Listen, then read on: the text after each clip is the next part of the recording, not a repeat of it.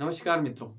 आगे बढ़े उससे पहले किसी ने बहुत अच्छी बात कही है कि जिस प्रकार से श्वास से हमारा जीवन चलता है, जिस प्रकार से श्वास से हमारा जीवन चलता है, उसी प्रकार हमारे आत्मविश्वास से हमारी सफलताओं के इतिहास लिखे जाते हैं। जिस प्रकार से श्वास से हमारा जीवन चलता है, उसी प्रकार हमारे आत्मविश्वास से हमारी सफलताओं के इतिहास लिखे जाते हैं। इसलिए आत्मविश्वास बनाए रखिए और एक बार फिर से आपका स्वागत, वंदन, अभिनंदन स्टडी विद कवि बंधु सर में। और मैं आज आपके बीच संस्कृत का एक बहुत ही प्यारा टॉपिक लेकर आया हूं जिसका नाम होता है अव्यय। अव्यय मित्रों 10th बोर्ड में आता ही है संस्कृत में। और अव्यय की परिभाषा होती है मित्रों, संस्कृत में अव्यय किसे कहते हैं? वे पद जिनमें लिंग विभक्ति वचन संबंधी कोई परिवर्तन न हो उन्हें अव्यय कहते हैं। ठीक है, सोना नहीं है, रोना नहीं है और खोना नहीं है। रोना काम कायरों का होता है। इस दुनिया में जो जितना रोएगा उसे दुनिया उतनी ज्यादा रुलाएगी। इसलिए हंसना सीखिए। ठीक है मित्रों, सदा हंसने हंसाने की आदत बना लो और जहां भी जाओ वहां पर फूलों की भांति महक जाने की आदत बना लो। इसलिए सोना नहीं है, रोना नहीं है, खोना नहीं है, मतलब पढ़ना है। पढ़ाई से बेस्ट कुछ नहीं है। परिभाषा देखिए, अव्यय की परिभाषा क्या है? वे पद जिनमें लिंग विभक्ति वचन संबंधी कोई परिवर्तन न हो उन्हें अव्यय कहते हैं। वे पद जिनमें लिंग विभक्ति वचन संबंधित कोई परिवर्तन नहीं हो उन्हें अव्यय कहते हैं। अर्थात जिनमें अगर लिंग विभक्ति वचन संबंधित परिवर्तन हो जाता है तो उन्हें क्या कहते हैं? उन्हें कहते हैं विकारी। विकारी अर्थात जैसे राम, राम शब्द क्या है? विकारी है। बालक शब्द क्या है? विकारी है। बालक को विकारी क्यों कहेंगे? क्योंकि बालक का स्त्रीलिंग बन जाता है बालिका। बालक का एक वचन से बहुवचन बन जाता है बालको। तो बालक अव्यय नहीं है, क्योंकि बालक का तो वचन भी बन रहा है और बालक का तो लिंग में भी परिवर्तन हो रहा है।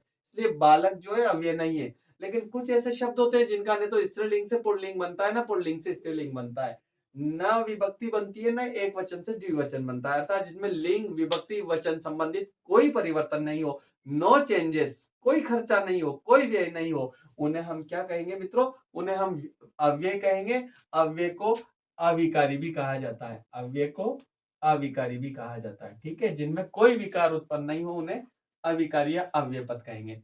संस्कृत के कुछ 10 महत्वपूर्ण अव्यय मैं आपके बीच में लेकर आया हूं। उसके बाद ये भाग 1 में हम 10 अव्यय पढ़ेंगे, फिर ऐसे भाग 2 भाग 3 इस प्रकार से हम जो है संस्कृत के सभी अव्यय जो है क्लियर कर लेंगे मित्रों।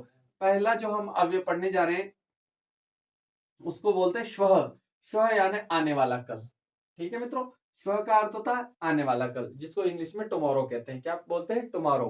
टुमारो यानी आने वाला कल, श्वः। दूसरा अव्यय होता है है। है यानी बीता हुआ कल। बीते हुए कल को हम बोलते हैं यस्टरडे। क्या बोलते हैं?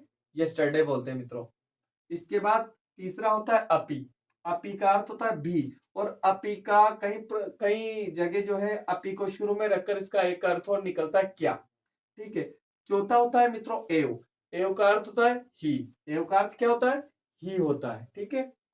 पांचवा होता है सर्वदा। सर्वदा यानी हमेशा। छठा होता है सहसा। सहसा का अर्थ होता है अचानक। सातवां होता है तदा। तदा यानी तब। और आठवां होता है ऊपरी। ऊपरी यानी ऊपर। नौवा है इति। इति को कई कार्यों के अंत में भी लगाया जाता है। जैसे कोई भी कार्य का अंत हुआ, कोई भी कार्य खत्म हुआ तो हम लोग कहते हैं कि इसकी तो इति हो गई, अर्थात ये तो समाप्त हो गया। शुरू होने को श्री गणेश कहते हैं और खत्म होने को इति बोलते हैं। तो अंत का सूचक भी है इति। और इति का अर्थ नामक भी निकलता है। जैसे भरत नाम का राजा, भरत नामक राजा, दुष्यंत नामक राजा। ठीक है। तो इतिकार्थ अंत भी होता है, नामक भी होता है और इतिकार्थ ऐसा भी होता है मित्रों। ठीक है। और 10वां हमारा यहाँ स्पेस नहीं था, जगह नहीं थी, इसलिए हमने 10वां यहाँ पर लिखा है उच्चे। उच्चे का अर्थ होता है जोर से, तेज। ठीक है। अब देखते हैं इन 10 ही अव्यय का हम जो है वाक्य में प्रयोग करते हैं। ठीक है मित्रों, एक प्रैक्टिस के तौर पर जो है 10 प्रश्न भी मैंने यहाँ पर आपके बनाए हैं, अर्थात गागर में सागर भरने का प्रयास किया है। एक बार समझेंगे। सिंह गर्जती, शेर गरजता है। क्या आएगा? सिंह गर्जती। सिंह गर्जती, शेर गरजता है। तो मित्रों यहाँ आएगा उच्चे। क्या आएगा? उच्चे। उच्चे का अर्थ क्या होता है? जोर से। तो यहाँ जो है उच्चे फिट होगा। ठीक है मित्रों। इसके बाद दूसरे में निर्णय न करणीय, निर्णय न करणीय, निर्णय नहीं करना चाहिए, निर्णय नहीं करना चाहिए। निर्णय कब नहीं करना चाहिए? अचानक, तुरंत निर्णय नहीं लेना चाहिए। तो अचानक के लिए, तुरंत के लिए क्या है? सहसा है। क्या है? सहसा। सहसा यानी अचानक, सहसा निर्णय न करणीय, अचानक निर्णय नहीं करना चाहिए। ठीक है मित्रों। इसके बाद वृक्षस्य खगा तिष्ठन्ति, वृक्ष के पक्षी बैठते हैं। वृक्ष के, वृक्ष के क्या आएगा? वृक्ष के, वृक्ष के ऊपरी, ऊपरी यानी ऊपर, वृक्ष के ऊपर ही तो बैठते हैं, तो यहाँ आएगा ऊपरी। वृक्षस्य ऊपरी खगा तिष्ठन्ति, वृक्ष के ऊपर पक्षी बैठते हैं। अहम, चौथा उदाहरण है अहम, मैं वाराणसी गमिष्यामि, मैं वाराणसी जाऊंगा। फ्यूचर टेंस, भविष्यत काल, मैं वाराणसी जाऊंगा। तो भविष्य काल मतलब अभी गया तो नहीं ना, कल जाऊंगा तो आने वाला कल। मैं वाराणसी जाऊंगा, आने वाला कल। तो आने वाले कल के लिए हम क्या लगाएंगे? श्वः लगाएंगे। क्या लगाएंगे? श्वः। अहम श्वः, अहम श्वः वाराणसी गमिष्यामि, मैं कल वाराणसी जाऊंगा। और वैसे भी भविष्य काल के लिए श्व ही लगेगा। भविष्य काल का पता यूं चल रहा है, इष्यामि। इष्यामि, इष्य जहां लगे वहां समझ जाइए कि वो भविष्य है। ठीक है। पांचवा पांचवा उदाहरण होता है हमारा इंद्रेण पृष्ठा, इंद्र के द्वारा पूछने पर सुरभि प्रत्यवोचत, इंद्र के द्वारा पूछने पर गाय बोली, सुरभि धेनु बोली, इंद्र के द्वारा पूछने पर सुरभि बोली। ठीक है। ऐसा, ऐसा इंद्र के द्वारा पूछने पर सुरभि बोली, ऐसा। और ऐसा के लिए क्या लगाएंगे हम? ऐसा के लिए हम लगाएंगे इति, इति इंद्रेण पृष्ठा सुरभि प्रत्योचत, ऐसा इंद्र के द्वारा पूछने पर गाय सुरभि धेनु बोली। ठीक है। छठा उदाहरण है हमारा व्यायाम कर्तव्य, व्यायाम करना चाहिए, व्यायाम करना चाहिए, व्यायाम करना चाहिए सर्वदा, हमेशा। ठीक है। तो यहाँ आएगा सर्वदा, सर्वदा व्यायाम कर्तव्य, हमेशा व्यायाम करना चाहिए। एष ते निश्चय, यह तुम्हारा निश्चय है, यह ही तुम्हारा निश्चय है। एष ते निश्चय, ऐसा ही तुम्हारा निश्चय है, यही तुम्हारा निश्चय है। ही के लिए क्या आएगा मित्रों? ही के लिए आएगा एव। एष एव ते निश्चय, यह ही ते तुम्हारा निश्चय है, यही तुम्हारा निश्चय है। हाँ, यही मेरा निश्चय है। अब अगला उदाहरण है आठवां, रमेश मया सह गमिष्यति, रमेश मेरे साथ जाएगा, रमेश मेरे साथ जाएगा। तो क्या इसका हिंदी में यूं बनाए? रमेश भी मेरे साथ जाएगा, रमेश भी मेरे साथ जाएगा।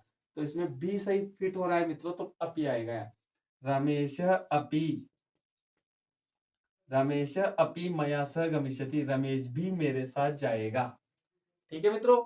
आगे बढ़ते हैं।